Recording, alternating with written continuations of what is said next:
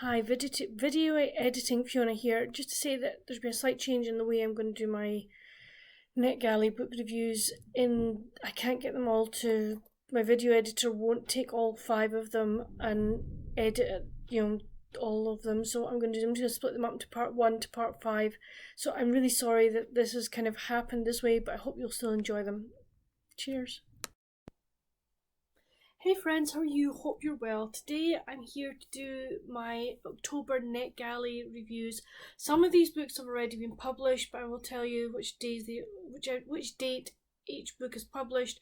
Some are still to come. So I'm going to do the same format as I always do. If this is your first time watching one of my Netgalley reviews, I will do the short introduction. Then I'll put up a picture of the book cover and all the publishing date, etc. And then I'll give you my review and just split it up that way. So I hope you enjoy, and let's get on to the first book. Okay, the first book is called A Christmas Candy Cane Killing by Christina Romeril. This was published on the 11th of October by Crooked Lane Books. As I say, I got this book from Netgalley and from Crooked Lane, and author, I'm really pleased to have received it for review. I enjoyed this book. So we meet Alex and Hannah, who are identical twins, and they run this book and chocolate shop, which is called Murder and Mayhem. The books are all mystery books, and all the chocolates have a poison theme to them. So it's like a very specific bookshop, but it sounds really, really nice. You know, just the descriptions of the bookshop itself, the chocolates did sound really, really good. So it's like, oof, that sounds like a really nice place to go and visit. But anyway, Alex is very friendly with one of their neighbours, Jane, who is part of. They seem to have this group of friends that they meet up with regularly. And Jane comes into the shop one day and says, "Look, I think somebody in our town could be a murderer. Can you come to my house like tonight and watch this TV show?" Jane likes these murder, these TV shows where they are like, if you've seen this person is wanted for XYZ crime, can you kind of let us know?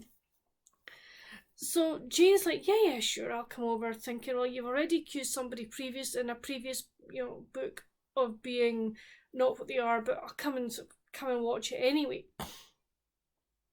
So she goes over and she ends up finding Jane dead with a box of their chocolates beside her. And this makes her the prime suspect for the sheriff, and he's really not looking at anyone else. There is a local handyman that is possibly could possibly have been the murderer, but he's kind of not really looking too closely, as it were. But Jane realises that Alex realises she's going to have to basically solve this murder, because she is also, one of the reasons she's prime suspect is that she has a very, very big inheritance from Jane's will. So she starts to investigate, and she has a list of suspects that herself and her sister work through and go, well, could it be? And they try and sort of talk to various people.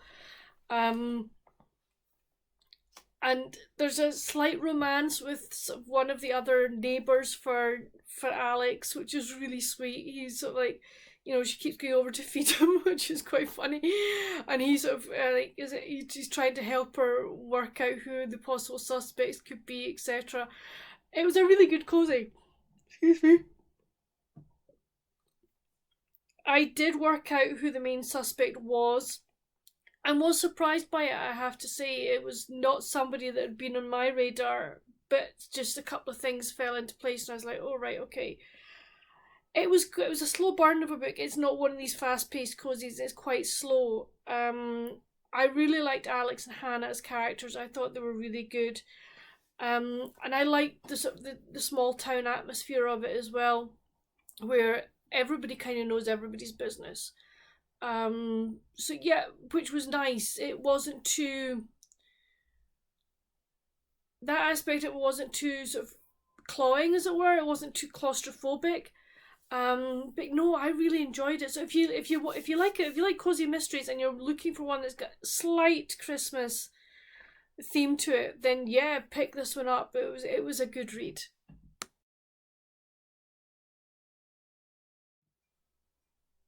The next book is called Canter with a Killer by Amber Camp. Again, this is Netgalley, and this was published on the 11th of October by Crooked Lane Books. So thank you very much for this, this e-arc. So we meet Molly, who has come back to Hill Springs to run a horse rescue centre. And she's running it on what was, I think, her family's kind of farm. But she has horses in the paddocks, and there's some in who are still sheltered because they're needing to be rehabilitated.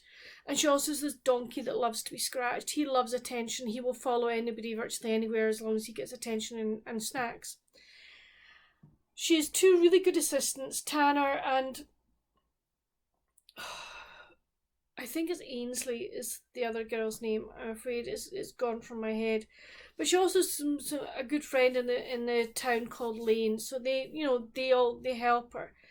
However, her neighbour Albert is not too happy that she has this horse rescue, because he says it's degrading the area and is taking away from his prestige, like horse training setup.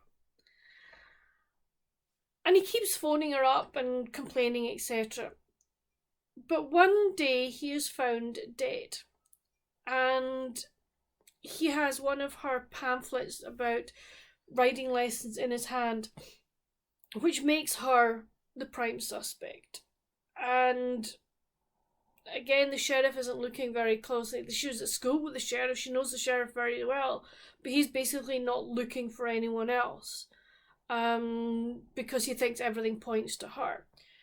And Molly knows that the only way she's going to get her name cleared is if she investigates herself. So one of her employees, Tanner, starts helping her, but things get to the stage where she realises that his life could be in danger. So she's like, no, you step away. Her friend Lane helps her, and also she enlists the help of a lawyer because she thinks it's better that she has legal representation, and he also helps her as well. But adding to this mix, you have Bryden, who is Albert's son, and he seems to really want to help clear Molly's name. Now, is he real? Is he not real? Is he a smokescreen? This was a well-paced book, good characters, really like the setting. I like the fact that Lane was a really good foil for Molly and she had Molly's interests at heart. Again, I worked out, sort of about 3/4 of the way through, I thought, oh, I think I know who did it, and I was right. But yeah, it was a good read, and I did enjoy it. So again, if you're a cozy mystery lover, then this could be one for you.